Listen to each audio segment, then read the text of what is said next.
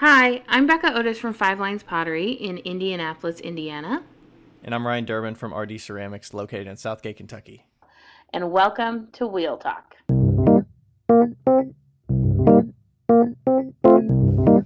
Hey guys, we've loved answering all of your questions so far. If you'd like to hear your question on the podcast, please send them to us on Instagram at Wheel Talk Podcast or by email to wheeltalkpodcast@gmail.com. Thanks. We're live. We're live! And Becca has a new microphone. Yes, she does. And I've got a new one yeah. coming. It's here, but I'm not going to use a kombucha bottle to hold it up. Yeah, I'm using a large kombucha bottle to hold the stand part because they don't give you the stand. Can't stand sold separately. So Stand I'm going to buy separately. my stand separately before giving it a go. Yeah.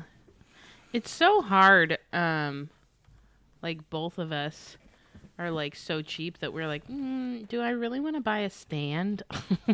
I mean, I want to stand because I don't want to like rig it with the existing microphone that I have and like take that off and whatever. Yeah, because that's what I did with my other one. Yeah, and I don't even know if I can take the things off, but we'll see. I'll get a stand. It'll look all professional. I just hope it's not in my way on a regular basis and I can like move it out of the way enough. Yeah. Are you going to have the one that drops down? I'm going to have the one that mounts to my desk and then it kind of comes up and like over and down to my face. Yeah. Wow, you're going to look like a legit. Yeah. I'm not going to get the little screen. That's a little dumb for me, I think, but. No, but you have the little It's got the windsock thing. thing on it, yeah. But I'm still trying to figure out the smell. Yeah. So if you hear some sniffs in there, that's Becca. I'm sniffing the microphone because it's fresh out of the box, but it smells weird. And it's kind of got like a... Oh, I almost had it. Damn it. It's kind of like a vinegary smell. I can't figure it out. I'll figure it out. Does it smell like kombucha, or are you just smelling the kombucha? No, it definitely does not smell like kombucha. It's like a meat vinegar. Like, I know it's like something super nostalgic that I didn't like when I was a kid. Okay. That's why you said it's like a familiar one that I'm not happy with. Mm-hmm. Yeah. Okay. But it's not sauerkraut, which is a step up. That sounds gross. Yeah. Oh, and today we're like we're doing things a little differently. So if you hear meows from me, that's Lloyd. So Rebecca's in the studio tonight. I told her it's now called the Dude, DOOD, the design stewed. Oh. And so she's in the Dude tonight, and so I'm up in my apartment that has no internet talking to Ryan over FaceTime. Yes, and I have earphones plugged into the phone that are sitting inside of my Bose headphones. And then my phone is charging through the magnetic thing, but we also have the Blue Yeti fancy mic with my headphones on top. So it's wires galore over here. Yeah, and if my phone dies, we're fucked. I don't know what we're going to do because I don't have a wireless charging situation. Oh, you don't? Okay. I mean, I do. I just don't know where it is. Okay, okay, if we get desperate, you should turn your video off and dim your brightness. Maybe that'll help us get a little more life out of it. I wonder if can I put it on the battery saving thing? Yeah, you could probably do that. Okay, I'm going to try that. I mean, I'm sure the video streaming part is consuming quite a bit. We're at 76%. I think we're going to be good. Oh, that's plenty. You acted like you were at like 24 or something. No. I'm well prepared. I'm well prepared. I just, want to make sure that's that plenty. we're solid. All right. Yeah, we'll be good. How are you, Ryan? I'm doing all right. I'm pretty happy to, I just finished a big wholesale order of mugs. Oh, nice. Just getting those out of the kiln and got to sand them up probably tomorrow. Rachel's going to help me sand those. and then we're going to deliver those. That was a 50 mug order, and I made about 60. I think I'm going to end up delivering pretty much all of those, maybe 59 of them. There's one that got too close to the kiln post, and it stuck to the kiln post just right on the lip. Oh, no. And it, like, came off, and I could probably, like, Dremel it, but it's right on the lip, so I'm like, I think I should probably keep that one. Yeah. So, but that'll be a nice little paycheck when I get those delivered. It was like the stamped ones, so the ones I've been sharing on Instagram recently. Yeah. And that was a fun one. I did that same. It's for an event that's here in Cincinnati, the Appalachian Festival. I've never been to it, but somebody that's a friend of mine reached out and said, like, hey, I know a potter, and they were looking for somebody to make some mugs 2 or 3 years ago. I think it was 2 years ago, or 2019. It was for the 2019 event, and then made some, and it went over well. I think I ended up making like 25 because I didn't have very much notice. And this year I made 50, kind of down to the wire here because the event's on Saturday, but yeah, they turned out good. I think there's a couple of small things I would have changed, but they turned out looking really good. I think I really like the way the like black wash underglaze looks in the texture. So I'm thinking like whether it's worth it to do something like that with my stamp on the speckled clay in the future on just regular pieces, because it like contrasts enough and it looks good. Yeah. But I don't know. We'll see if it's worth the effort. But they turned out pretty sweet. So, did you figure it out yet? No, I'm so close.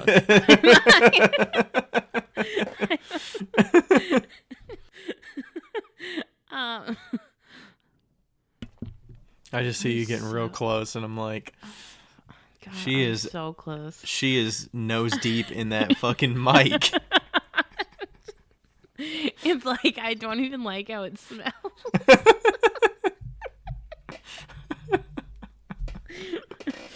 Well, so that's what's going on over here.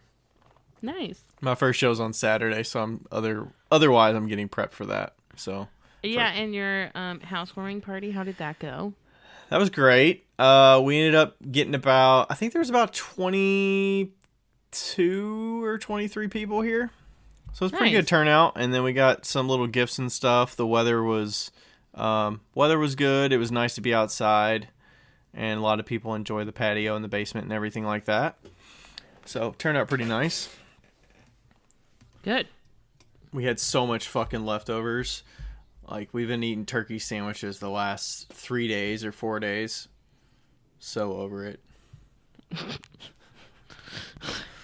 But yeah. And then all the junk food, and I was like, Dad, take some of this Bud Light because we're not going to drink it. Oh, yeah, seriously. And your dad will. Yeah. So that's what's going on. How was your birthday? It was great. I watched Frozen and Frozen 2 and Princess Diaries and... How many times did you watch Encanto? I've only seen Encanto once in the last 2 weeks. Maybe twice. And I watched Sister Act 1 and 2. I guess it doesn't really matter. I had COVID during my birthday. Yes. So, yeah. Didn't go to Ryan's house. That was the plan. Well, I did. But then I left. because I found out I had COVID. And, yeah, that was quite the situation. Yeah, I unfortunately put you in an awkward spot. I just like when that happened, I was just thinking of "Oh Brother, Where Art Thou?" where he's like, "We're in a tight spot. We're in a tight spot. We're in a tight spot. We're in a tight spot." Yeah, so glad that you had that party. And yeah, it was good. It was fine. 32, like who cares? You didn't even post anything. Did people say happy birthday to you or did anything like that? A few people. I never post that it's my birthday. I know. A few people like said happy birthday. I don't really like to talk to people on my birthday. So Andrew did call and we had a conversation, but yeah. Yeah. I feel like the whole like it's your birthday, so people are gonna write you and you have to put the effort in to reply to people and just say thank you. Or like reply to people's Facebook posts. It's like, why am I getting homework on my birthday? It's so dumb, and it's like when people that have never talked to you. Yeah, it's like people that like don't talk to you for years. And they're like, happy birthday. And it's like, I literally, the last time I spoke to you in person was maybe 3 years ago. And I literally did nothing here to get a happy birthday. Like, just existing. Yeah. I'm just existing. Yeah. And then you put a thanks for all the birthday wishes the next day. Or you don't. And then I don't. Yeah, I don't. I'm like, okay, cool. Yeah, I don't know. And then I've been I'm actually not contagious anymore as far as the COVID shit goes. So, I ironically got it at a kid's birthday party. And why is that ironic? Because I hate kids.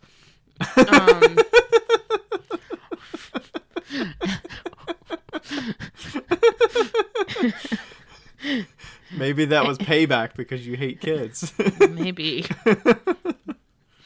And so, yeah, I'm like, I think tomorrow or the next day I'll be at like 10 days past the day of like getting symptoms. So I'm so I'm going into work. I'm not contagious. They say you're not contagious after 5 days now, and so you can like go into public with masks on and stuff. I'm going into work later at night and working from 6 to 10 while nobody's in the studio, and so yeah. I've been surprisingly extraordinarily productive. Really? I can't imagine why. Because nobody's there. Does that mean you're like really well rested throughout the day instead of having to get up earlier and go into your own studio? I'm guessing you're not going to your own studio this week, right? Oh, yeah, no. Yeah. I'm like really over going into my studio. I'm like, I think I've almost hit the wall of like, I'm fucking done with this shit. Like, I'm almost like to that point where I'm like, I could just pay $300 a month and it would be better use of my money than going in and actually trying to make money. Yeah. Maybe you just need that break. I think I must. When's the last time you made stuff? Like a month ago. Half a month. Yeah. So, yeah. So I haven't been into the regular studio. And I have like all these place settings that people want me to do. And like, oh, fuck me, man. The same place settings or new place settings? No, that old one. God. I feel like place settings are like mug clubs. Like they're straight from the devil. Well, I mean, isn't this place setting, it's already paid for, right? So there's no... No, it's not already paid for. She had a okay. gift card. She bought a gift card, and she was going to pay extra to have a whole place setting. Oh, that was 2 years ago. She's just gonna get like a little discount because of the gift card she's redeeming. Mm-hmm. Okay. That was 2 years ago. I'm sure she has completely given up on that. As have I. Yeah, I wouldn't mention it until you're like ready to go. Like until you're like, I'm actually ready to make this, but let me confirm that we're all good to go and she can still afford it and is in it before I start putting work in here. Yeah. Yeah. I'm just so over pottery right now. Also, I was listening, on a side note, I was listening to, I'm back in podcast, like, listening stage. Yeah. Because if you've listened long, you know that I go through 3 stages. movies, songs, podcasts. Oh, 4 actually. Movies, songs, podcasts, audiobooks. And I'm in podcast stage. And so I've been listening to this podcast on cults, but it's not like on cults. It's on like cult-like things in our society. So like Cult. I thought you said Cult. Colts, like Colts. I'm like, no, the C-U-L-T. The Indianapolis Colts? Yeah. No, C-U-L-T. Do you know how long it took me to figure out that the Indianapolis Colts were the Indianapolis Colts? Like, I lived here for like 4 months without realizing that the Colts were Indianapolis. I was like, who's the blue people walking around? Anyway.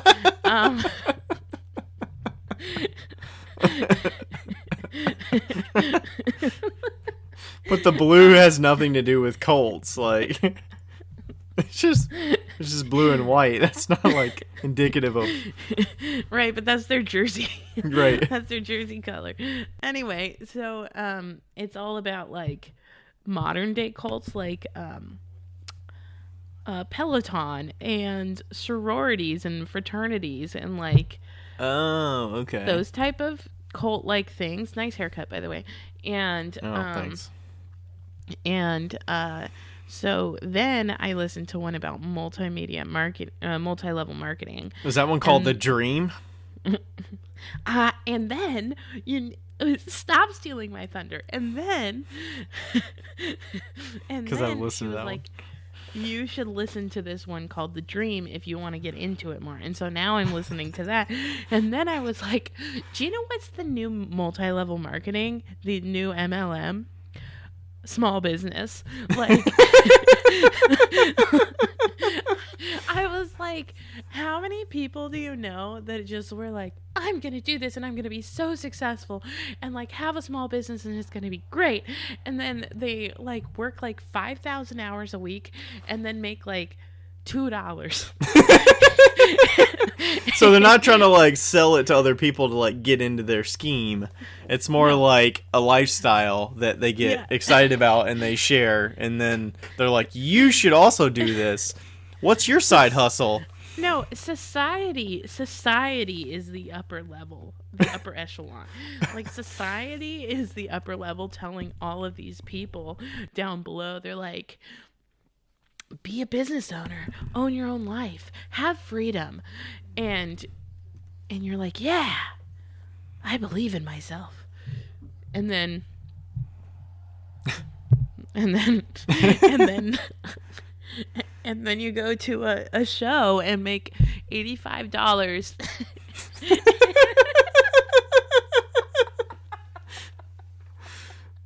Did this hit home, Becca? Is this a recent occurrence? I forgot to tell you, we haven't talked in such a long time that I forgot to tell you my funny story about my show. Yeah, Are you we ready? didn't. Yes, let's hear this. Okay, everybody should enjoy this. So I signed up for a show that Rebecca does frequently, and it's at the AMP, like, and it's like this cafeteria, essentially. And so they have a bunch of different restaurants, and then they have the indoor farmers market there, and then they have like shows pretty frequently. And so I've been to one in the past, and it was a 2-day show, and it was fucking booming. Like, so many people. Mm-hmm. And then I was like, sure, yeah, I'll do one. And so I, what the fuck is happening? Sorry. I signed up for, sorry. I just realized that my audio thing is really weird. But I think it's fine. I signed up for, this show, and it was a 1-day show, and Rebecca was like, it's going to be great. Usually in the first day I make like $1,000, and I'm like, awesome. I'm not going to make $1,000. Like, I know myself better than that. Yeah. And so I, go, I get set up. I have all of my garden stakes and everything like that. I'm next to this wonderful lady, and, fucking nothing. There was like nobody there. Like, all these people are like, hi, talking to all of the other vendors because nobody's walking around. What is it in? You said it's like a space, but is it like a food hall? Like, Yeah, what like is the main hall, like a food cafeteria? So yeah. that is the main drive That's the or draw of the Yeah. place. Okay. Yeah, and it was the first nice day, so it was. I'm sure everybody was just out and enjoying the sun, and so just nobody showed up. And my first sale I made to my neighbors across the hall from me, and they like saw me and they're like, "Oh my god, we didn't even know you did pottery." And I was like, "Yes, this is me." And so I made $40 from them, and then, um, I was just like sitting around, and Sarah, my coworker, was there, and she was manning the booth for Rebecca. And So Rebecca did have stuff at this one. Yeah, Okay. and she made $140. Oh my god. Yeah, if Rebecca's making $140 at a show, you know it's bad. Fuck. And so it sounded like a one-time show that they're like, you know what, we're gonna try this out. We're gonna do it on this date at this time. We normally do it on Saturday, but we're gonna try it on Friday night and see how it goes. And we'll see. So Sarah's family came down, and I was like, Sarah, when am I going to meet your parents? They're like, I've, heard so much about them. And so I'm kind of like waiting, and then this guy comes up and he buys some garden steaks. He talks to me. We have a pleasant conversation, and then Sarah comes over with her mom, and she's like, she bought like a $10 pot or something, and I was like, cool, this is great. And then I don't think I sold anything else, and it was like, that's only $55. I thought you said 85. Garden steaks are 20. Oh, somebody bought some garden. Okay. I did trade a pot, so maybe I included that. I don't know. Maybe I'm missing somebody, but it was somebody that I knew. Whoever I'm missing. There was somebody on Instagram that shared it. Was that somebody that was Sarah. Oh, that was Sarah. And then there was another girl that I met who listens to the podcast. And anyway, at the end of the night, I'm like, this is fine. Whatever, I do this as a hobby. I'm not here to really make money. I gave away half of the cups that were just like really shitty. I was like, here, take these. and then I'm like, this is great. I sold to one person I didn't know. That's a win. And then all of a sudden, Sarah's dad walks up, and it's the fucking guy. It was her dad came over to my booth without telling me that he was her dad and bought shit from me. Like, me assuming that he had no idea who I was, and he knew. And I'm like, I only sold to people that I knew that night. Jeez. And I was like, that's fucking great. That's a super big win for Becca. So what was the timing of it? I think that was probably one of the bigger parts of the reason. What was the show time? Like 4 to 8. 4 to 8 on a Friday. Yeah. I feel like Friday night events are tough. I was in a really bad spot too. Unless it's a regular end. Like, I mean, how was the foot traffic in general? Like, how many people went through there? Like, a few hundred? Couple hundred? 100? 50? 50? 60? Yeah. I don't know. At that point, I don't think I was paying attention. Yeah. It sounds like there wasn't a ton of advertising for it, and it's probably, like, not a regular occurrence. They have at the Pendleton Art Center, that's, like, a really big art building in Cincinnati.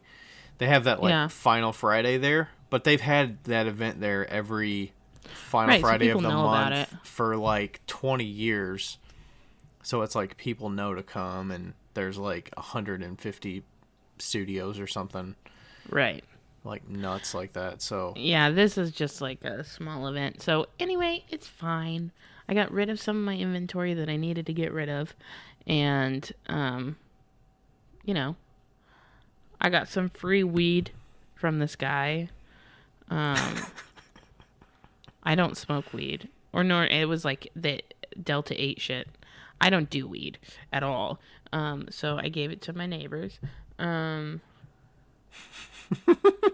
Did you, like, trade a pot for it, or he just gave it to you? I did give him a pot. Yeah, he was nice. He was pot like, for pot. Okay. A free sample, and I was like, sure. Do you want a pot? I was like, sure. I'll give it to somebody. Yeah. Wow. Okay, we should probably get to the questions. 24 minutes in. All right. So do we want to go with this first anonymous question and then go to some of the other ones for the topic? Sure. Can you read it? Yeah, I was just making sure I had the right one. So it says, I have an anonymous podcast question. How do you handle family and close friends requesting pieces that you are sharing on social media right before an update? I work in such small batches, and although I am so honored and grateful that they want my work, I just would rather list and sell everything fairly off my website. I also spend a lot of time marketing my pieces before restock, and I feel like if I show it will be available, it should be. It can be a bit overwhelming keeping track and organizing the side hustle. I feel like a jerk on a high horse telling them that like to wait. Mm-hmm. I also feel the need to offer a discount. Most of my family and friends are on Facebook, so I've started to not even read any messages until after my update. However, some follow my Insta and always seem to reach out. Most have already purchased something with a discount, and I can't afford to keep giving the discounts when I have so much time involved. This is the shit I lose sleep over. Anonymous. Okay, All right. sorry. I Wow. didn't read that very well. That's all right. It was good. Yeah, I think a lot of people that buy don't really understand what goes in behind the scenes of like getting an update ready. So they don't understand what it's like to make sure you get everything prepped, you get all the dimensions, you get the photographs, you get the listings on the website, you get all that ready, and then you're like, okay, that's like a week of work or a few days of work or whatever, depending on who you are, and then you're marketing it. So it's like, feels like you're, giving people an inside scoop to just be like, oh yeah, you can have this. But like, I feel like you kind of get that confidence to say, no, I'm sorry, I have to put it on my website for everybody. Yeah. When you're confident that it will sell if your family doesn't buy it. And I think it's like when you get to the point where you can afford to not give a discount and it's going to sell, like that's when you can be confident enough to like stand up a little bit and say, I can't give you a discount. Or don't even like say this is the price.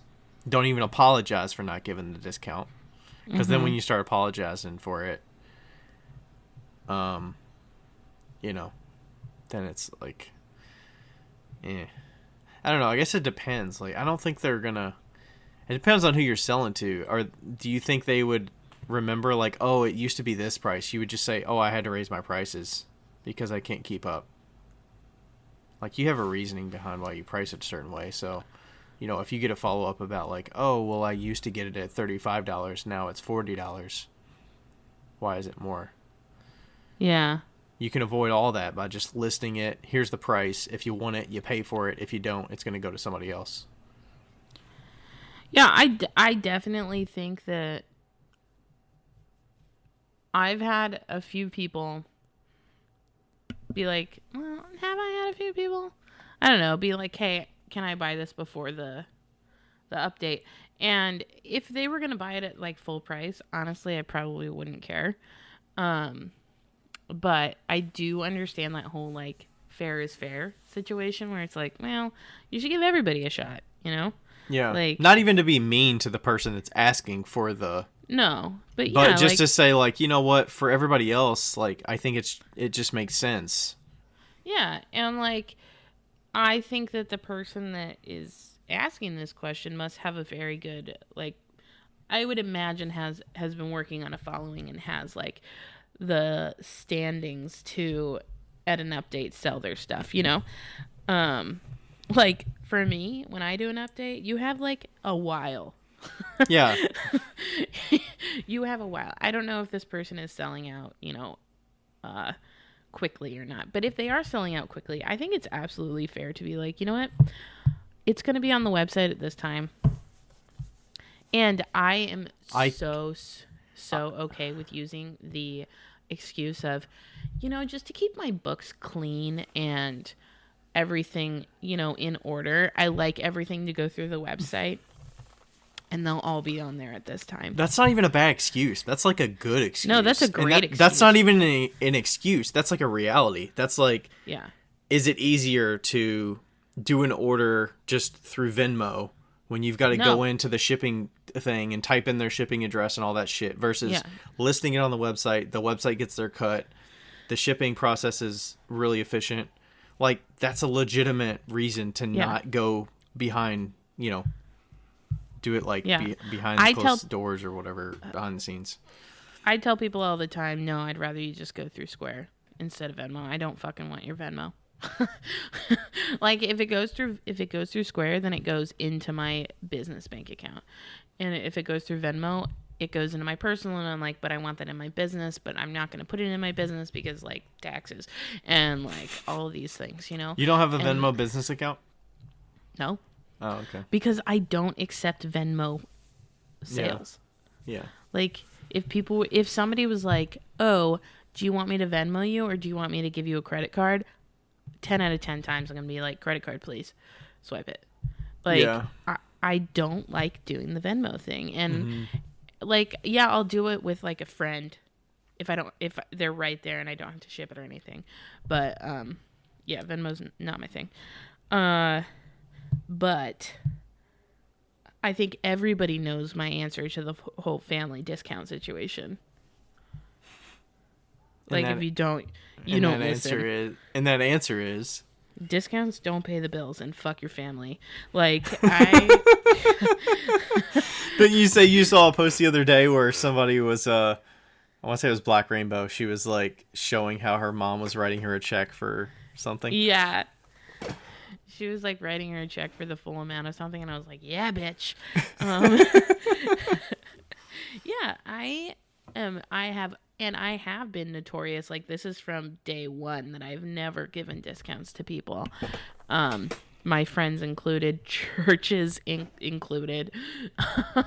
Like, donations are not a thing in my life. Or were not. And, I think that your family can pay full price. And if they can't pay full price, then, well, sucks for them. I think it's probably better to you kind of have to get the confidence up to make that decision. If you're thinking about it this much, like, you're going to feel much better once you're able to say, you know what, this is what it's worth. Yeah. This is what I would get if anybody else bought it. So yeah, they should be willing to pay that amount. Totally. And I think that it's totally reasonable to be like, you know what? You're asking to get this piece early. You're expecting a discount when I can sell it for sure on my website to somebody willing to pay full price and shipping. I'm going to sell it full price. So, yeah. Yeah. I think if you really want to like just avoid all of the hubbub and all the drama, just be like, sorry, fair is fair. Everything goes through the website at this time when it's available. Yeah, and that's a valid thing to just say. I just can't keep up. I can't keep track of all the side deals. Yeah. I have to just put it up there when it goes live because that's what I promised to everybody else. And if I tell people what's going to be available, I can't just be like, oh, well, those are no longer available. Sorry. Right. Ryan's mom buys all my shit via my updates. And, and also it's kind of fun to do that because then you're, like, excited to get it and you're excited to, like, get the chase, Like, you could also talk it up to them. Be like, you know what? It's pretty exhilarating to be part of an update. You should try it at least once, and then they'll be hooked. And then you'll be like, oh, look at that. You paid full price. Bummer. Like, no bummer. No bummer? No full price bummer. No full price bummer. Oh. I mean, if you know there's family. Did it hurt? And if you know there's family that likes your stuff, I mean, maybe that's a chance to give them a little Christmas gift or something. That's something on the side. If you do want to, like, make them happy a little bit, and you do give them gifts, maybe that's, like, something that they would appreciate. That's not chasing an update for it or something. Not that you have to do that, but if it's, like, somebody that you would like to get, like, we do we do like Secret Santas in the family with cousins and Yeah. stuff. And I always get pottery, and Rachel's like, that's an easy out. Like, you're just taking the easy way out. But I'm like, I fucking handmade it. It's not like I didn't spend time making this, and it's not worth No, anything. but it is an easy out. I'm with Rachel on that one. But, like, who's not going to appreciate that? Everybody else was oohing and ahhing about it, and I saw it at the Easter that we did at their house, and I saw it in the center of the table. She's like, I just love it. Okay, if they love it, that's good. My family would feel like there's only one member of my family that would be like, yes, pottery. And that's my sister. If I gave pottery to anybody else, they'll be like, oh, this is great. But would like, it be... It definitely depends on the family. Would it be a shitty cup, or would it be... Like, the piece that I gave was a demo piece that I made that was textured, and it was different than what I make every day. Oh, that'd be cool. Yeah. So it was like a serving bowl with texture. Yeah. So it was a little different. I don't know. I just think that my family is a lot less excited about pottery than yours. Okay. It's like our whole situation, you know, like my family will never know how involved in the pottery community I am. Mm-hmm. Like because they don't care. And that's okay. Right. That's fine. Yeah. So yes. Get yourself off of those discounts if you can. If you feel like giving a discount to somebody that you feel like deserves it, cool, but do it on your own terms. I would say we both probably agree with that. Yeah. And don't lose sleep over it. Please don't. Yeah. Yeah. I'm sure those messages get crazy because you feel like you're in a tough spot, right? You're like, I got these messages. But hey, I got somebody that pinged me on like stories today that saw something coming out of a kiln. And they were like, "Ooh, I'm eyeballing this thing," and I was like, "I've got 2 of these pictures." She's like, "I'm eyeballing them," and I'm like, "Do you want to buy one? Because I got 2 of them, and one of them's going to a gallery." So, and then she was, "I'll give you first choice." So I'm like trying to make that sale immediately. Did that. I listed it on the Etsy shop. She bought it, and then, hey, then I don't have to take it to a show. All that stuff. She paid full price for it. Pay for shipping, all that good stuff. Done. I'm fine with that. Yeah, I'm fine with that too. What was I gonna say? Oh, also, I think that we think that our family will think less of us if we take a stand and say, "Hey, I'm worth full price," and I would disagree. I think that most people actually like if you say, "You know what? I'm actually gonna I'm going to take a stand and say that I'm worth this." I think that most people are like, yeah, you are. Like, you are worth it, especially if they're your family. Yeah. And who are they to say you're not worth it? Yeah, that fucking assholes. Like, charge more. All right. Thank you, Anonymous, for that question. Yes. Okay, you get to read the next one. All right, so this is going to go kind of into what we're talking about today a little bit more at length, and there's 3 questions that are kind of related. So we'll start with the first one. It says, in what ways do you advance your practice? Reading books about technique, watching folks on Instagram, going to art shows, or just trying new shapes or glazes? That is from Narwhal and Crow. We've got a few questions from Narwhal and Crow in the past, and it looks like we got 2 of them today that are from them. So yeah, thanks for the question. All right, so...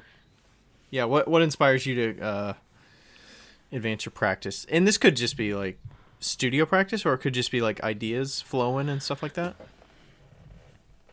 Yeah.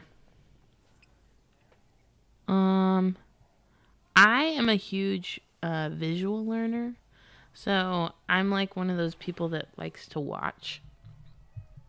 So, I will like if I find somebody like, I don't know, like Danny Meisinger or something like that, who I know throws really well, I'll just like watch a bunch of their like stories and their, not stories, but their reels and stuff.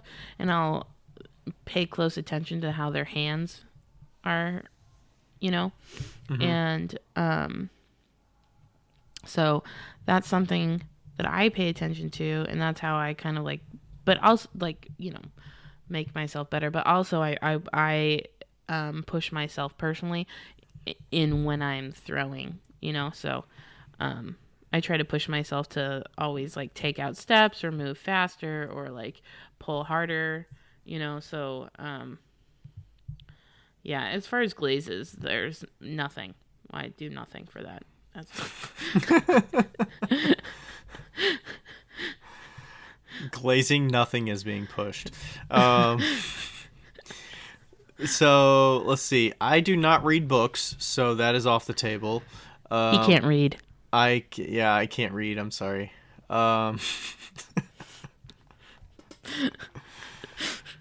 No, I just fucking hate reading. And then watching. I do watch, folks. I feel like the thing that's advancing me is more like advancing the business. I think is what kind of sparks my interest more.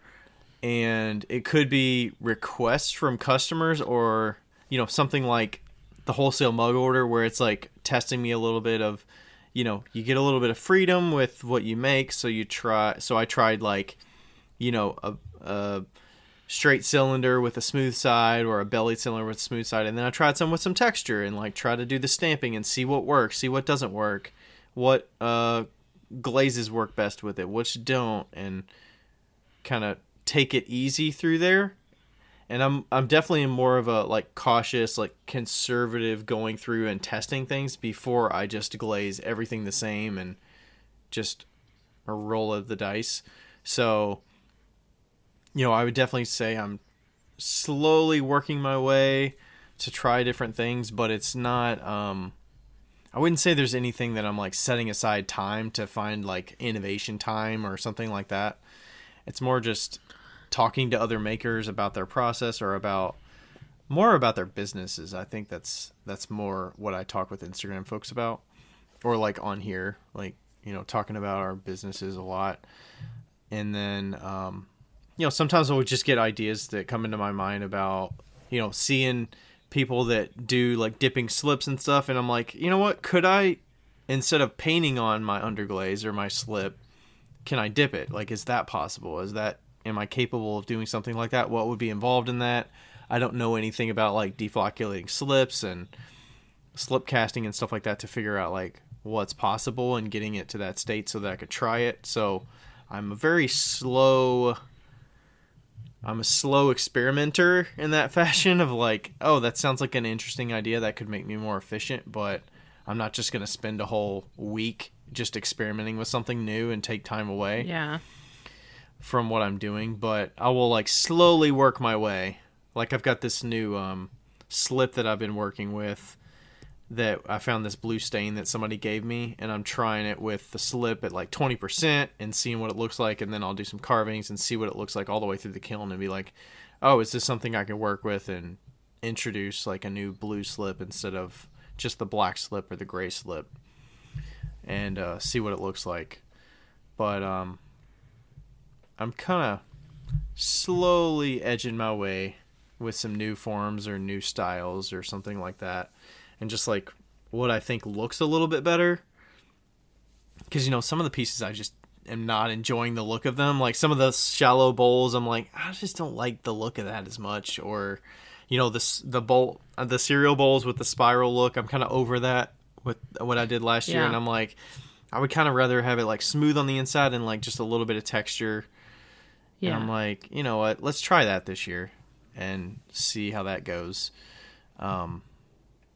And then I started adjusting the planters a little bit. Somebody mentioned something about the planters like not being straight up and down because you can't get the stuff out of it. Having a little slight of an angle outward makes them function a little bit better. So I started making them like that, and then I'm delivering some of those, and like very small changes, and then scaling it and making, the next time I make them, I'll make like 30 of them, and they'll be all the new style.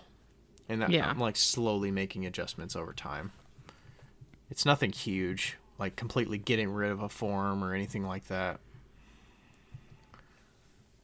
But yeah, small adjustments are the best adjustments, I think, for sure. I also feel like I'm not really trying to like improve. Well, I mean, you're probably improving in your day job. That's gonna carry over to whatever you decide to make in your own process. Yeah. That is like it's going to happen whether you like it or not. Yeah. And it's just going to make you more efficient in whatever you have control to like make whatever you want within a certain pounds of clay probably on the wheel. Would you agree with that? What do you mean? Like you have the skill set to make like whatever you possibly want, and you have confidence that you can get that clay to go exactly the way you want it to go. For sure. With a small learning curve, even if it's a new form. Yeah. Yeah. That's true. I mean, like, I don't do big stuff very much, but I definitely have the skill set to, if somebody shows me something, I can make it. Yeah. Yeah. That doesn't mean it won't come without frustration. Yeah. But I can definitely make it. Yeah. That's true. I find myself just like, when I was listening to this podcast today, and it was like this old lady, and she was like, oh, I used to, when she was 9 years old, she got her first job helping this lady who had arthritis that was so bad that she couldn't wash dishes and like just do basic things. And I was like, oh God, that's going to be me. Because of your joints and your hands and your arms. Yeah. Yeah. The amount of work that we do with our hands is so intense. Like, I either need to marry rich or, like, figure out something else. And since we know I'm probably not going to marry rich, I need to figure something else out. That's all. I wonder if there's certain parts or certain processes that make it easier on your hands specifically. We're very hand involved, but like, how are Kurt's hands? He does slip casting. But I would imagine I'm sure they hurt in I would different imagine all the, like, even just gripping like mugs and stuff can be like cramps on your hands, and like doing the same exact motion in the same exact form with your hands bent a certain way gets to be tiring. Or like cleaning seam lines, like people using tools that are just kind of tightly held like a pin, and you just keep doing it. Yeah. That's why I think it's good to like balance out and jump around with the things you're doing. I feel like I subconsciously know that.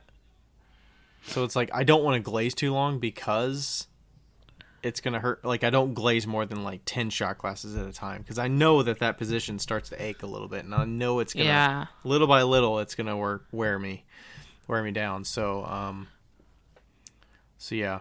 And the only other thing about glazes, I will say that I do try to, this year for sure, I've been trying to figure out a couple more glazes, or I've been experimenting more with glaze combinations over the winter to see if there's something new that's interesting that I can get rid of something old that is not selling. If it's not selling and I'm not attached to it, I don't really care. Like I can just get rid of that.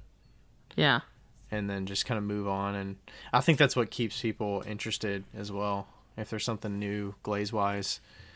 Especially if I'm like, oh man, I get excited about unloading those out of that kiln now, because it's like, oh, it's like I found a new combo and a new thing that I like love seeing. Yeah, for sure. Oof. Did I tell you about the mystery glaze that Rebecca, the newest mystery glaze that she gave me? Yeah, I feel like I saw a story of it. Yeah, it's so nice. It's like this gray, and it's shiny. Ugh, it's beautiful. It's beautiful. Anyway. Gray and shiny. Yeah. Should we go to the next question? Sure. I'll read it since it's toward you.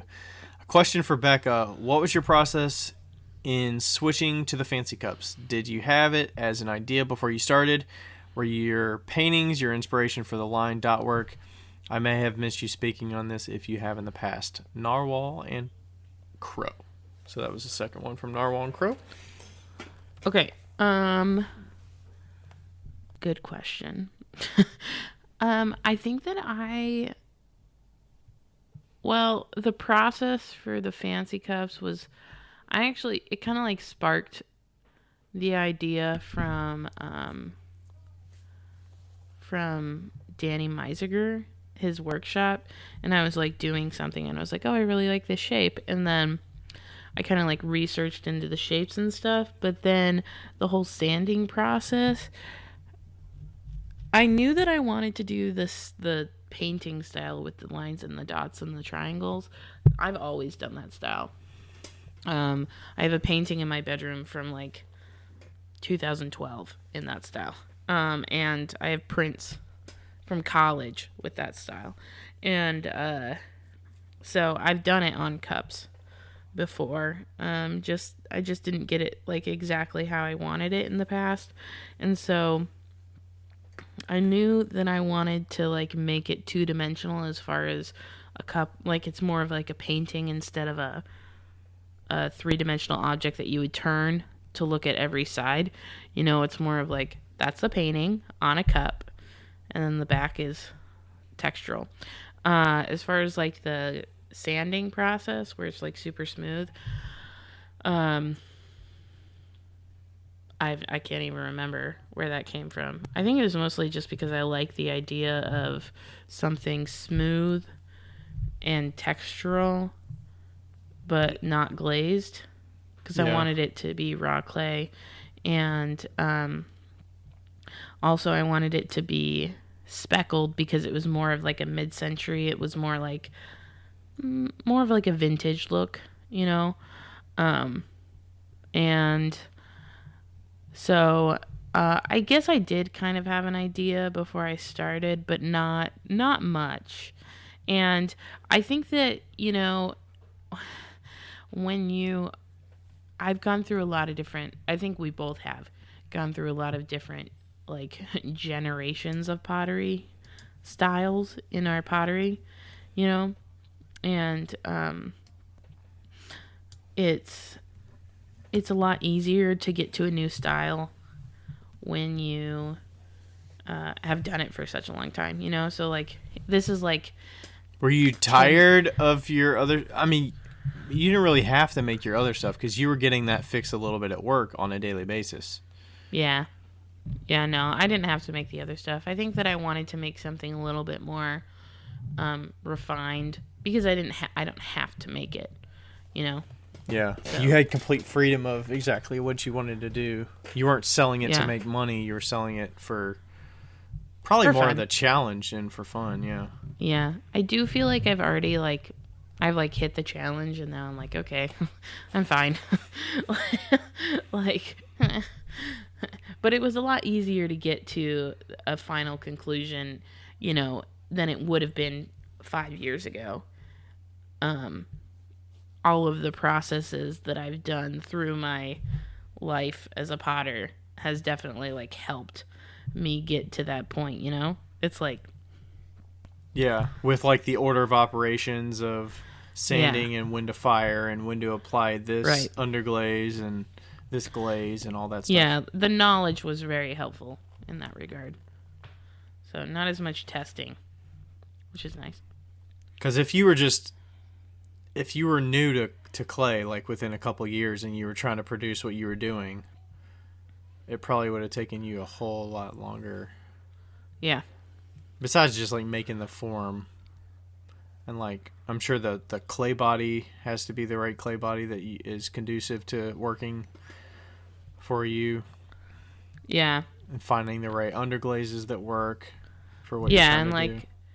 And I mean, like, I could obviously use, like, Mako or Amico underglazes instead of Mako, but I'm just more familiar with Mako and, like, you know, all the stroking coats. Like, had I not opened up the paint your own pottery store, I would have never known how to use stroking coats in the way that I know how to use them now. So, it was, so I feel like it was like an accumulation of all of my past into this project. Yeah, and you probably, would you have thought of buying stroking coats if you'd never used them before, to be like, maybe this is a solution that would work? You're kind of like, I know these things, so I'm going to work with what I know. Yeah, I would have done underglazes, but I wouldn't have done stroking coats. I would have had to like figure out some sort of like a clear glaze to go on top of it. It would have been not great. Mm-hmm. Yeah. Yeah. Okay. Meh. All right, so Narwhal and Crow, thanks for that one as well. Hooray. All right, you want to read the next one here? Kind of related to what we a little bit talked about, but Oh, that one. Did you click that one after I clicked it? I clicked it and they moved them down. It's the one at the top that says style. Got it. Okay, style question. How have you all settled into or changed up the style of products you make? The people I get excited about following create work unlike anyone else, and I wonder how artists get there. You all talk to a lot of artists, so I wonder what knowledge you've acquired and can share with listeners. Oh, that was kind of like what I was just talking about a little bit, but... Yeah, that one's from Black Tooth Pottery. Oh, yeah, sorry. So, I really rely on a lot of my in-person sales and just understanding what customers actually buy. I think that, like, sounds kind of bad. I'm not approaching it from the art perspective. It's not really bad. I'm not even going to apologize for it. I'm approaching it from the customer perspective of, like, I care what they buy because it keeps me making money so that I keep doing what I like doing. I like throwing pots. I like finding glazes that pair well together, that look interesting. It's not something that's completely unique that nobody else can do and produce because some of them are commercial glazes. I'm willing to give out my glaze recipes so somebody else could do exactly what I'm doing. But I get to make the forms I like that I think look good. And if I don't like them and they don't sell, then I put them on the back burner or I get rid of them or whatever. And then I can figure out the right audiences to get them in front of, whether it's a show and figuring out the right way to display them in a booth, how to talk with customers about what they are, how they get used, get feedback about them. Like, I don't feel like I make anything that's super unique compared to anybody else, but I think it's like there's plenty of customers out there to buy what I make, and I'm just slowly getting people to appreciate the pieces that I make and then kind of work from there and see how I can. I definitely am getting more and more comfortable and more see more of the value and like repeat customers and not leaning so heavily on, oh, I got to do this new thing that I haven't done, or I need to go do this other show because I need to continually try 2 different shows every year that are brand new or whatever and like find new customer bases. But you can find a lot of success going to the same shows as long as they're doing okay for you and you're getting some good feedback and customers are buying stuff. And like if I do the same show the next year and it's pretty comparable, like weather and everything wise, then I'm pretty much going to expect that I'm going to do a little bit better than I did last year. Yeah. Just for the sake of like customers come to the same shows year after year, and if they buy your stuff, they're like, oh, I got this thing, and then maybe they'll buy a gift next time or whatnot. But you know, you can't keep going unless you sell stuff if you're going at it from the business perspective. So, you know, maybe I put too much focus on that, but honestly, I just like making certain things, and if I can find that little cross section of what I like with what customers like, all the better. And then, you know, if shops want to hold certain items and sell certain items that I make, and I'm willing to take the money for that, you know, give them a little bit of a cut as saying like, hey, I'm willing to give you some money to keep you in business as well as, you know, fulfilling what I need to keep making, then, you know, I'm willing to do that too. Yeah. I think you bring up an interesting point or like side to this, because when I looked at that question, I thought something completely different. And you're looking at it more of a business perspective as opposed to like an artist perspective. And like when I read it, I was like, oh, you know, how do people create works that are like not like anybody else's, and like and settle into those styles and stuff. And I think that your answer was super valid in that regard, especially because that is exactly how you do it. You're like, oh, what do the customers want? And I'm like, when I look at it, I'm like, what do I want to make? You know, it's like, well, when you see somebody that has work unlike anybody else's, it's because they like, I think people like, okay, as a new potter, you're following trends, right? Typically, you're following trends, and those people that have the stuff that's unlike anybody else's, like not Deedle Goods, she does too, but like, I forgot her fucking. Are you talking about style, like a specific style? Like, not that they're still making mugs, but it's like something fancy, a certain fancy mug. Yeah. Like a Renee Lepresti or something like that. Yeah. Like, okay, so like Renee, I don't even know Renee, but like, let's use her. Do you know like, her work? Yeah. Let's use her stuff as an example. Like Renee Lepresti, right? I'm sure that, it is more about the feeling and like okay, now I'm assuming. Okay, we're going to use me. So, or I was thinking like Kate Schroeder, which makes those fancy. So like me, right? Like when I paint something, hypothetically, when I paint something, I'm painting it for a feeling, and it's for me. It's not for anybody else. So like you can look at things in two totally different perspectives. You can look at it in the artist perspective and the business perspective. The artist perspective is showing your art from you. It's a representation of you. Yeah. And there's a lot of failure that comes into that too. Like, you know, you start at the beginning. When I started, I had like rainbow lines all the way down my pots. Nobody liked that. Mm-hmm. But I loved it. And then I was like, okay, that was a failure. And then I went to all white. What makes it a failure though? What makes it a failure? Is it a failure in your mind, or because you didn't sell it to make the money back on the effort that you put in makes it a failure? Right. That I didn't sell it. So like in my mind it was a failure, right? But like those people that have stuff that's unlike anybody else, I feel like those are the people that like they had an idea and they fucking stuck to it. They were like, no. I'm gonna hold out until the customers find me. I'm gonna hold out. And like obviously there's like moving parts, you know, like you find a new something, you know, that you're like, I think I could do this handle differently or whatever, but it's still like an extension. Like Hammerly. Hammerly's a great example. Like Hammerly started with his classic like triangular shape, right? Or not triangular, but like geometrical, twisty shape. And then he's like, you know, he was like, you're gonna either like it or you don't. That's basically him, you know?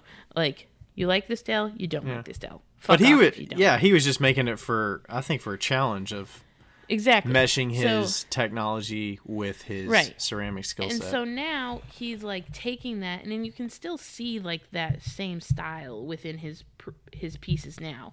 You know, that same like very geometrical, sharp lines style, but it's like still moving, tight, you know, consistent.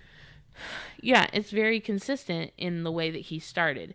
You know, if he was like me, my pottery would be completely different from when I started. You know, there's a difference between me and Kurt. Like the painting stuff, those have stayed pretty much the same, but my actual pottery has greatly changed, you know, from the beginning of the style. You're talking about the range of products, or are you talking about the quality of the mug? I'm not even talking about quality. I'm talking about like style. Like I used to throw straight walled pots. Oh, okay. And now I throw like with a bunch of different throwing lanes, you know, like you can see a consistency in those people that have this like unlike anybody else's, like have unique styles. You can see their consistency from the beginning. And it's just them sticking to their guns, even if there was like a time that didn't sell, you know, and like just getting better and better and better at the thing that they think is going to be good, instead of saying like, well, it looks like Ryan has a lot of people going for this glaze. Maybe I'll switch to that type of glaze. And like maybe I'll just do all white pottery because that seems to be in. Maybe I'll do polka dots because that seems to be in. So I think that, and maybe you don't even do it because you're looking at other people. Maybe you just have pieces in a restock, and you have 5 white pots, and they sell first, and you're like, well, those sold well last time. Yeah. Maybe I should make more of those. Yeah. So I think that that's you have to be very intentional to be very unique. And I don't think it's necessarily easier to be unique in that regard. That was like a really long-winded answer that didn't make a lot of sense, but we got there eventually. Yeah, I'm trying to reread it and see if there was something that I kind of heard when you first said that. When you read it as style, as in dot line mugs versus basic bitch line. Like, those are 2 different styles. I can see that. But also the styles are really... I do base it a lot on what the customers are buying, but I base it on as well, like, what's going to keep me sane. I've talked about this before, but like changing up designs that I'm working on, whether it's like the glass pieces, because those have a certain look, they have a certain price point. It's really easy to do them, to add to my, basic mug.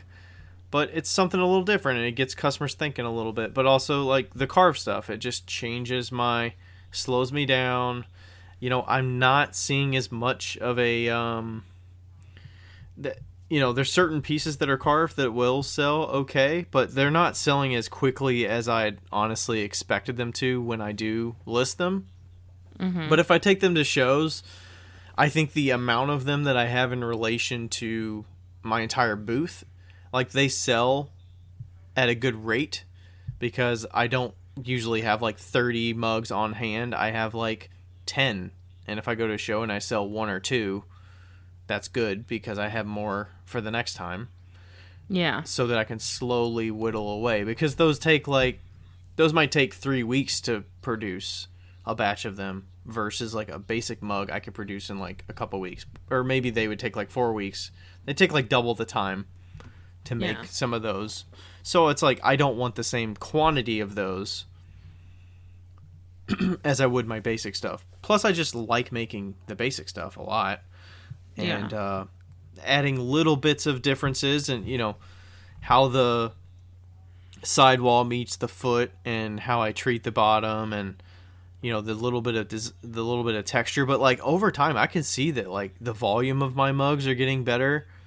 The weight, they're like light, the handles are comfortable, the amount of space of like making sure that I have the right amount of room for your hand so you're not going to touch the mug, and the attachments are all good, and like the glaze quality, once you get glazes down and you know how to apply them, then like you can produce the same consistent, with little variations, like results that come out like amazing for customer. That's like, this customer picked out this one piece. It's like, that glaze came out perfect in comparison to these other ones these other 3 that I did the same glaze combination, but this one just came out a little bit better than the others. And then you know how to reproduce it and make it better and better.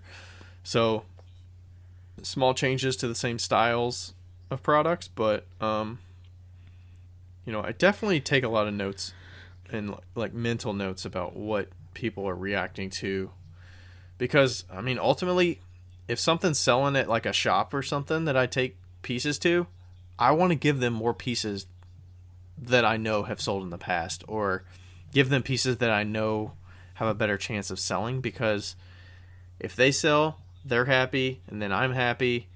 I'm definitely happy to keep delivering pieces. And then over time, my prices go up because I can't keep up. Prices go up, they keep selling. That's good for the business. That's good for me. As long as I'm not drowning in having to keep up, then I'm pretty happy. So yeah, I think it's a hard thing. It's not like, I don't know. And then I wonder if some people that make completely unique things, if they, do they get stuck in having to make the same thing because that's what they're known for? Or I personally feel, I don't want to say I feel sorry for them, because they might love what they're doing, but if it was I would feel sorry for myself. Uh, like to be Because you can never make enough. Like, I'm guessing if there's demand for your stuff, I would feel guilty of like I can never make enough to satisfy. Not only can you never make enough, but you like, especially with like the really amazing pieces, you're not only can you never make enough, but your standard is so fucking high that it's like you're never going to be good enough. You know, like or you are good enough, but like what if How do you top your last piece or something like that? or what if you hit a stage in life where you're like, I just want to make shitty cups for like a hot second.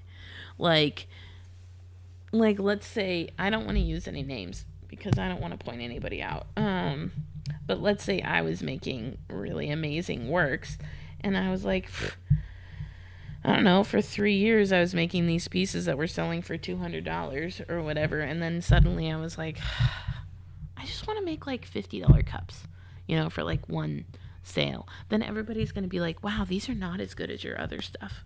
Like, you're hitting a high A+ every single time you're selling. Like that, like you have to keep topping yourself. You're like in an A to A+ range every single sale. And there, if you go like, what if you go down to C? If you're at like C, like even a B, you're like, everybody's like, what's up? What's going on? You're like, you're setting your standards so high that you can't even catch a fucking break. Like, ugh, that sounds so terrible to me. Like, would they be? I think do you impose? Are you imposing those standards on them? You assume that they're taking that, they have those standards, like, and they would feel that way if they made basic stuff, or? I feel like if there's so much demand for their stuff and they would make something for $50, it's not in maybe like their ballpark of what they normally make, but they would have to price it appropriately so that it would sell because they know there's going to be demand regardless. And a $50 item from somebody that makes something for $200, like, of course it's going to sell. People would love to own anything from this person. And, like, making it more affordable is, like, you know, is that $50 thing of a brand new item that they don't make normally gonna, like, feel as good and feel as well crafted as somebody else that makes a really good mug for $50 when they never make mugs for $50? Like, I don't know. I'm just saying what I think. I'm just saying that, like, it just... I feel like I would be so overwhelmed with you spend so much... maybe the demand, but, like, you spend so much time per piece that, for one, you can never catch up. So, let's say you can, at max, make 30 mugs in an update. Like, you probably want to make them pretty unique or right, like enough variation that it keeps you interested. And you've got to satisfy, you know, a range of people that potentially could buy your stuff. So that, you know, what are the chances of you selling one of a piece versus 30 of one style? It's like you're more likely probably to satisfy one person out there that likes this one unique thing than 30 people that like this one unique thing that's styled across the same thing, the same pieces 30 times. And also, like, what? feeling like you can spend the time to make other things. Like, I don't know, like, can you spend time to make bowls and spend all that extra effort if the price point, like, puts it out of range, or maybe people aren't willing to spend that same price proportionate to your mug. Maybe your mug's $100, but if you made a bowl and it's more surface area, you spend the same amount of time, but you have to sell for $200. Are bowls in demand enough that they would sell, even though that's proportionate to what the time you would spend on it? Dude, I don't know. I don't fucking know. It's crazy. And then there's also people that just, they're on the other end and they're like, I would love to just be able to sell my $20 cup. You know what? I would just love to sell this $20 cup to that crackhead on the corner. That's all I want. And people are bitching about my $20 cup. People are bitching about my prices for a $20 cup, and these people are struggling to be like, I can never make enough of these $100 things. I know. It's crazy, isn't it? Oh, life is crazy. Oh.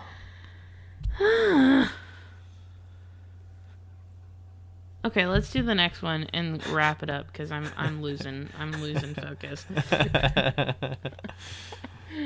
That was just a lot of thought-provoking questions of brain spilling out everywhere rather than any, actual lucid thought, I feel like. Are there two of that question? There are two of that question. I don't know. What'd you do? I just clicked the check mark and then it did something. You know what? We need to... You're the only person that can touch the notes now. I'm not even touching it anymore. Okay, the next question says... I'm clicking it to... Anyway, the next question says, I listen to your podcast when I'm working in my studio.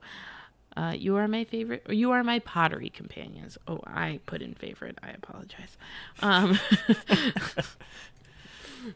What are your favorite things to listen to when alone in your studios? Dr. Badoro. Dr. Badoro. Dr. Badoro. All right. Alone in your studios. It says listen to, but I've been on definitely a movie kick. I've been focused on a lot of just watching movies that I've already seen in my library. So something that I don't need to look up to the TV because I feel like my days in the studio. Dialogue. You already know the dialogue. Yeah, I know the dialogue, but also like my time in the studio now has to be a little more focused because especially with like the wholesale orders and stuff like that. Like my time needs to be efficient when I'm in the studio. I can't be looking up and watching a brand new movie. Because I do like to pay attention when I'm watching a new movie. Because we are movie people. Yeah. Like, I have been reluctant to watch Once Upon a Time in Hollywood. For one, because it's so long. And for two, I'm going to have to pay attention to it because it's a Quentin Tarantino movie. And I'm like, I can't just watch that in the studio because I just haven't... I don't know. I want to be in the right mentality. Didn't like that movie. Really? So many people didn't like that movie. I fucking loved it. But I mean, it's probably like a 2.5 hour one, probably, right? It is a dragon. It drags, but I'm totally fine with a dragging movie. A lot of people aren't. Okay. Like Wes Anderson is my sweet spot. Don't like Wes Anderson. That's the Great Budapest Hotel guy, right? Yeah. Yeah. No thanks. Those are super dragging movies. Yeah, I love those. The Moonrise Kingdom, those are like awkward pauses for way too long, and it's like, is this supposed to be artsy or creative or funny or what? I don't know what's going on here.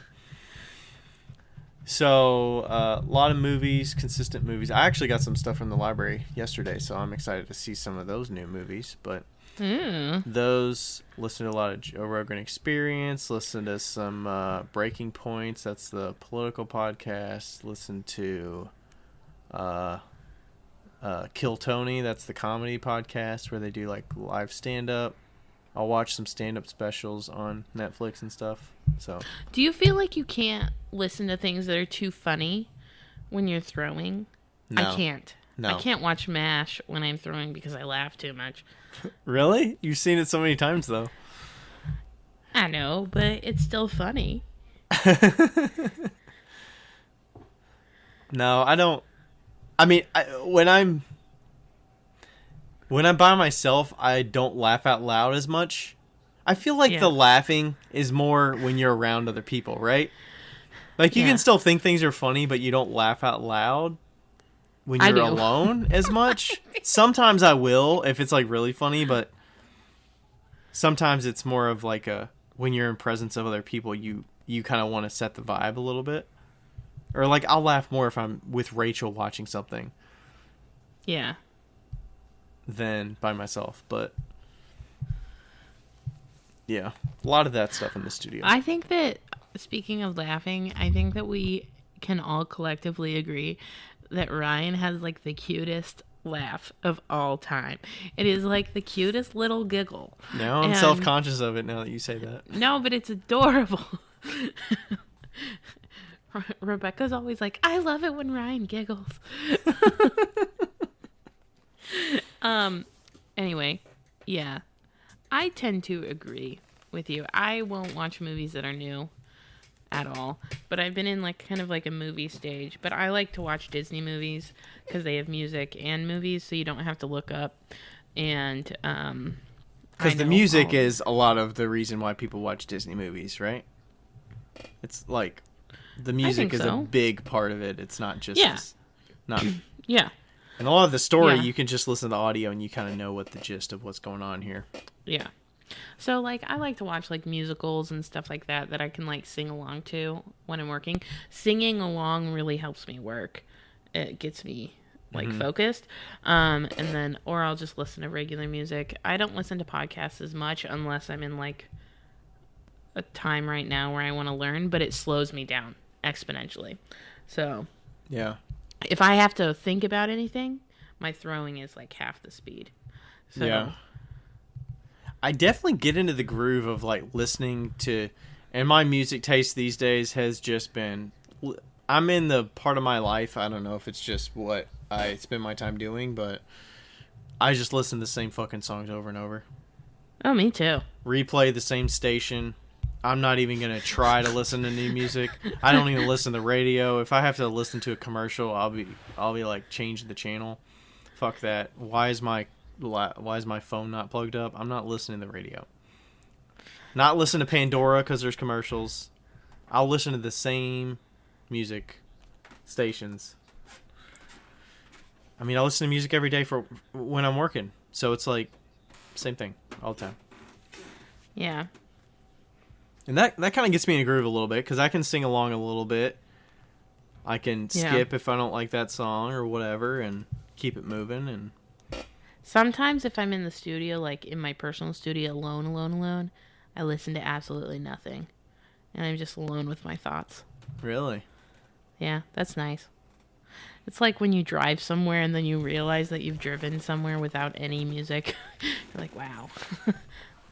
That never happens. To me. Wow. I'll do that if I'm outside though. Like if I actually spend the time and the effort to go outside. I didn't do it today because I actually did go outside and listen to something podcast. But if I like spend time to go outside and throw, I think it's naturally like good for me to just listen to the nature. You know, listen to the birds, listen to what's going on, or like listening to rain. I like hearing the rain or whatever is nice. Yeah. Speaking of movies, maybe we should have a subset, like a movie podcast, like a subset off of this. I watched Knives Out last night for the first time. Have you seen it, Knives Out? No. I just thought of the movie podcast name. It should be called Real Talk, like REEL Talk. Can we do that though? Can we?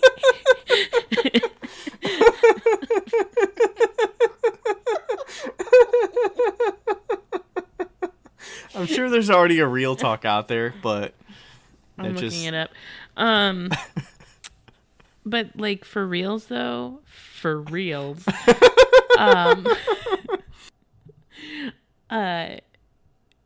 so I watched. You should watch it. It's good. That's one of those that there's like so many famous characters that it's like their budget for just paying these some bitches must have been so high that the storyline's got to be shit, right?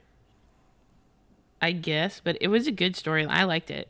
Okay. It was. I wanted to watch it like when it first happened, but then I like when it first came out, and then I didn't. And last night I had a little bit too much anxiety to totally finish it, so I had to like look up the ending, which sounds like really weird, but I have really bad anxiety when I'm watching movies alone. And but yeah, I thought it was really good. It had a nice twist at the end. 7.9. Wow. Yeah, and it's it was pretty kind good. of cheese. It was kind of cheesy, which I like too. It was pretty cheesy. I love cheesy movies where they're like purposefully cheesy. So, yeah, it was good. Oh, it's got a bunch of popular people. It's got I Yeah. noticed it has the girl from 13 Reasons Why in there. And it's got Daniel Craig, right? Daniel Craig, Chris Evans, Jamie Lee Curtis, Michael Yeah. Shannon, Toni Collette. There's Real Talk by Wes Jones, a movie podcast. Son of a bitch. Son of a bitch. It's got 495 reviews, so it's pretty big. Okay. There's Real Talk Radio. There's a lot of Real Talks. We could probably do it and still be fine. We need something more unique than that. Yeah. We'll figure it out. Okay. I have been Pop Talk. Popcorn Talk. Pop Talk. That's got to be out there, right? That's really cheesy. Pop Talk sounds like we're going to be talking about the newest things in pop culture. Pop Talk with Ryan and Becca. You know what? There's only 4. No, 5. There's a bit. There's I have been getting back into watching some series that I haven't finished. I recently watched the 3rd season of 13 Reasons Why. Kind of meh. But I've never even heard of that.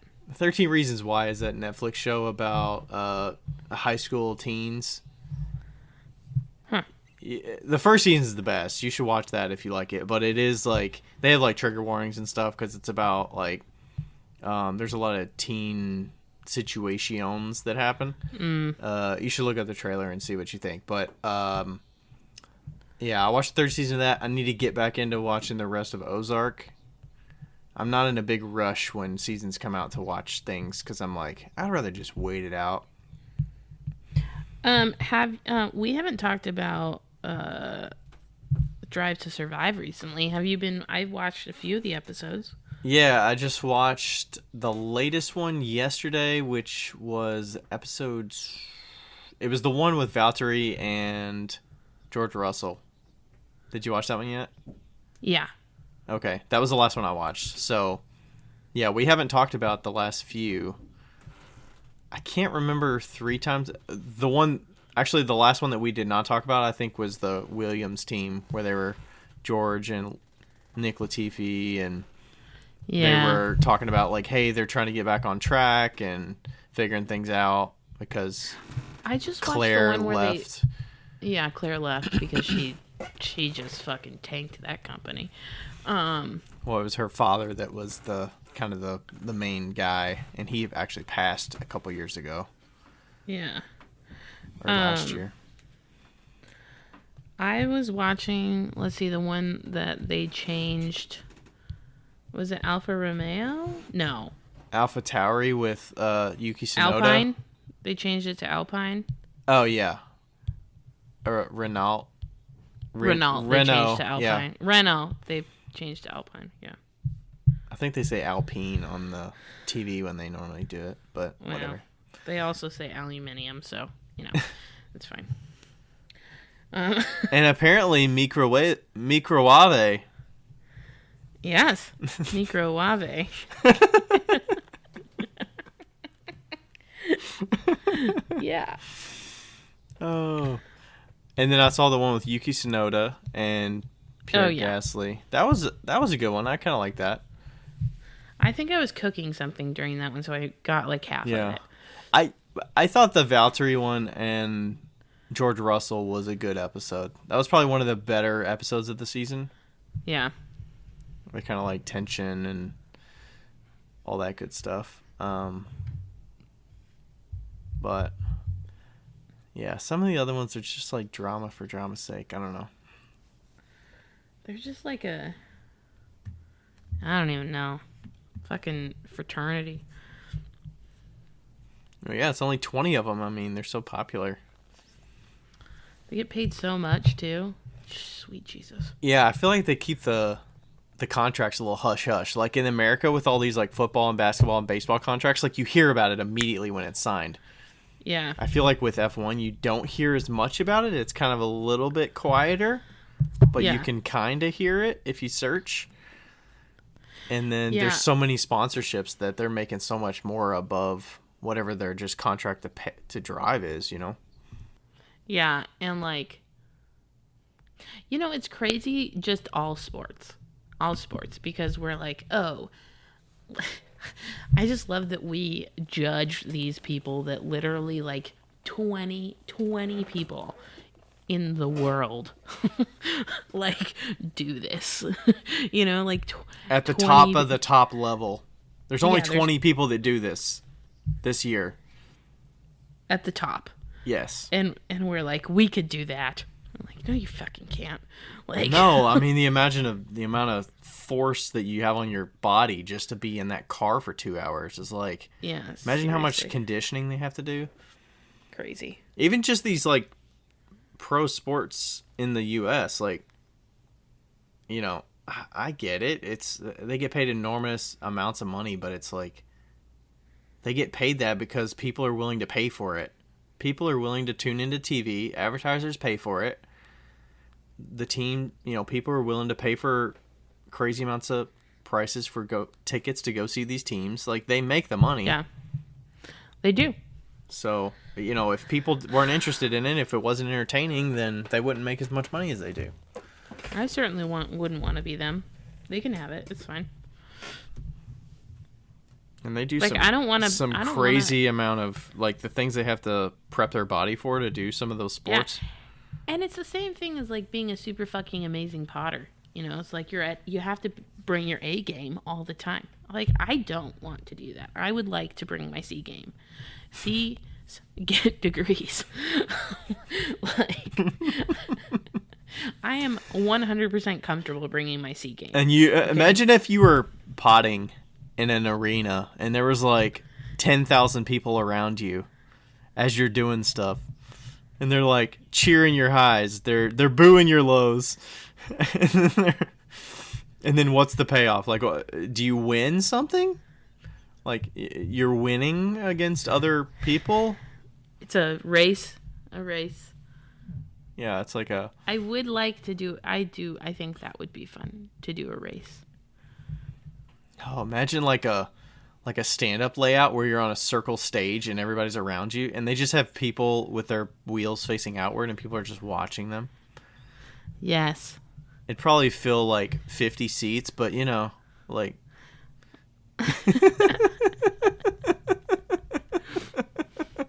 So what do I get for coming and watching you? How much are you going to pay me to watch you? Yeah. and half of the people are going to be the sponsors that help put it on. Or, yeah. You know, family and friends of the people that are participating. Yeah. As she gingerly looked into the crowd, my mom made it. I just think of Cadet Kelly and how she's like looking for her dad. Oh, that was an old movie. Imagine if you had, you know, how, like, growing up, your parents came to come to see you like perform, like do these sporting events or whatever. Like, imagine if your family had to come watch you like pot on the wheel. Like, they came to all of my events, all of my potting events. Oh my god. They just came and watched me awkwardly. Well, if we had potting events, maybe we would actually have good potters.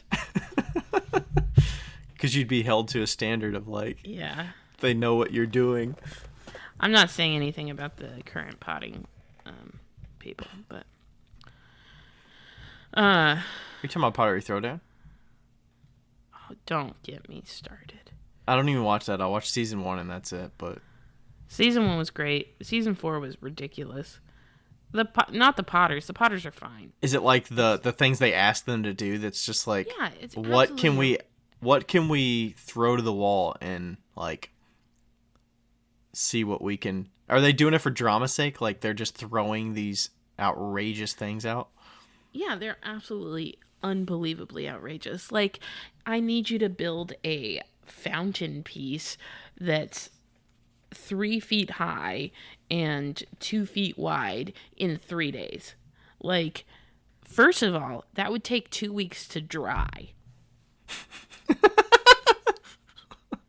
and then they like come out of the kiln and they're like, well, Devon. This one looks like it's been blown to smithereens.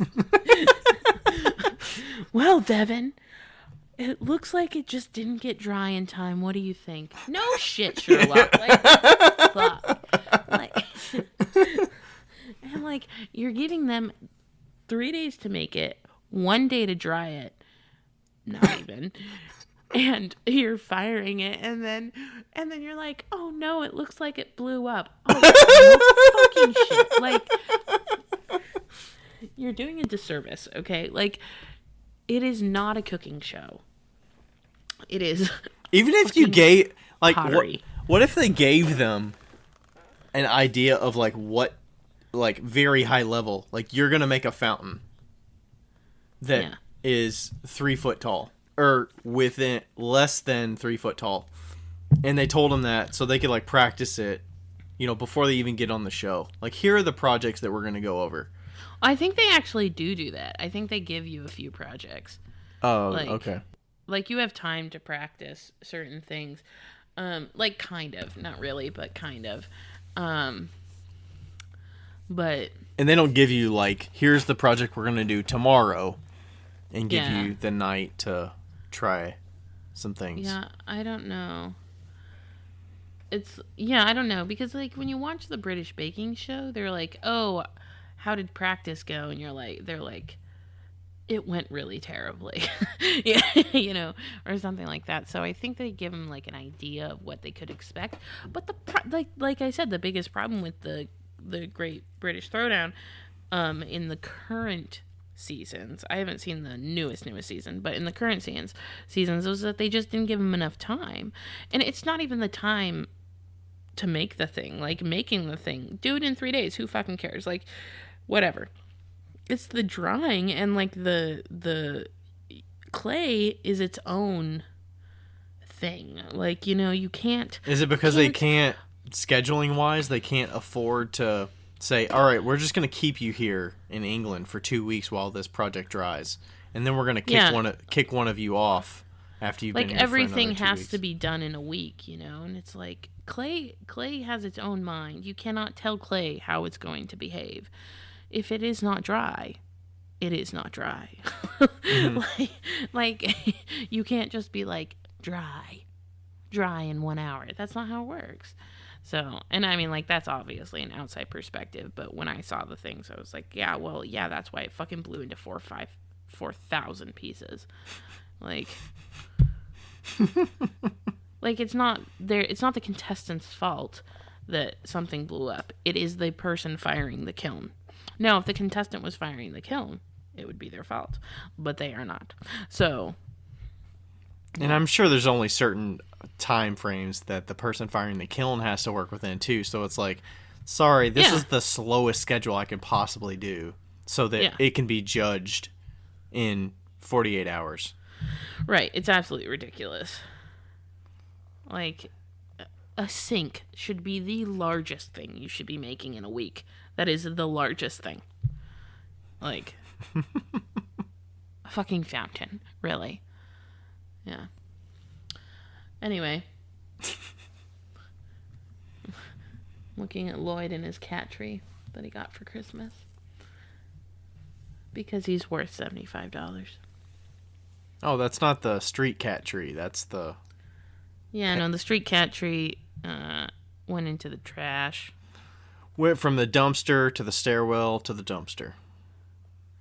Yeah. Or wherever in between. It went from the dumpster to my car to the dumpster. But yeah. Okay. And it got rained on. Yeah. Okay, well, let's go. All right. Thanks, everybody, for listening. Thanks. Bye. Thank you. Bye.